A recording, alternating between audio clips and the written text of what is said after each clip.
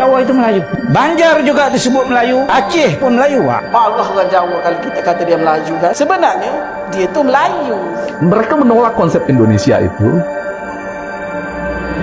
Liciknya Malaysia memelayukan seluruh suku di Nusantara. Malaysia seringkali mengklaim bahwa seluruh Nusantara adalah Melayu, termasuk daerah-daerah seperti Jawa, Sunda, dan Madura. Secara ras, memang benar bahwa ada kesamaan antara orang Melayu dan penduduk Nusantara dengan hal ciri fisik dan rasial.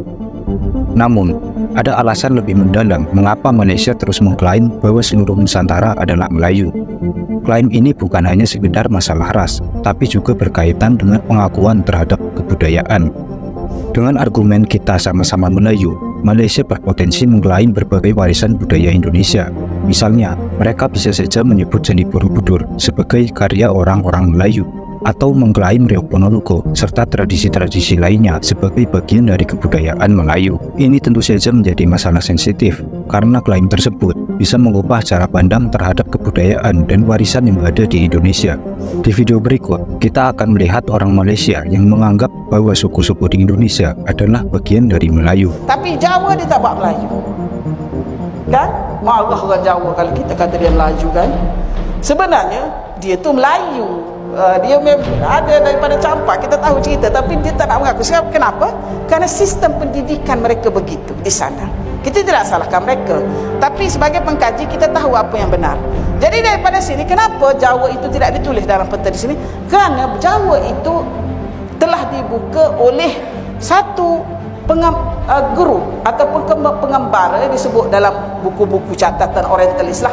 Dia kata ada satu pengembara kumpulan daripada India yang diketuai oleh Haji Saka, yang mana mereka datang ke Pulau Jawa pada ketika itu.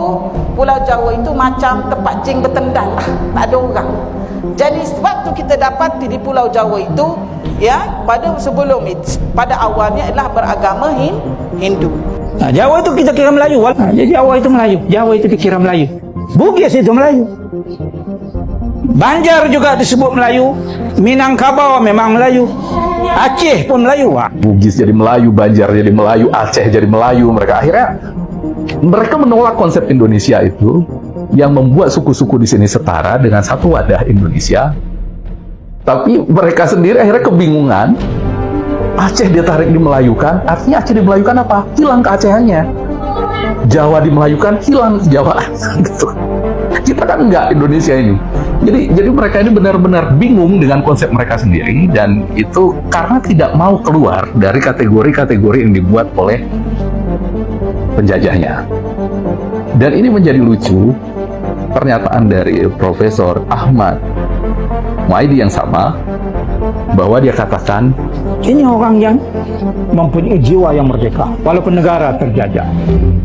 Tapi yang jadi kacau kalau negara macam negara kita sudah bebas merdeka 1957, merdeka sudah, tetapi pemikiran masih lagi terjajah. Masih lagi menganggap orang barat lah segala-galanya. Itulah kiblat yang harus kita ikut. Itu bahaya. dan kita lihat kan, barusan Profesor Abdul Muaidi Ahmad sendiri yang mengatakan, ya, saya pergi Amerika, mereka cakap tuh bahasa Inggris.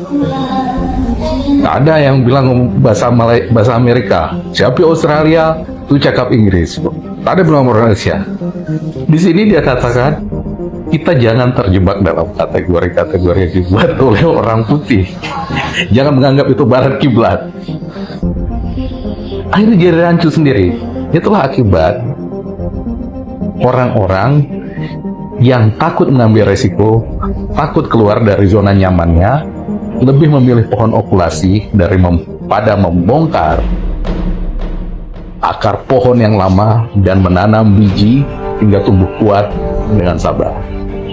Sebagai penutup, penting untuk kita memahami dan menghargai keberagaman budaya yang ada di Nusantara, serta memastikan bahwa warisan tersebut diakui dan dilestarikan dengan cara yang adil. Bagaimana pendapatmu mengenai ini, Sob? Tulis di komentar.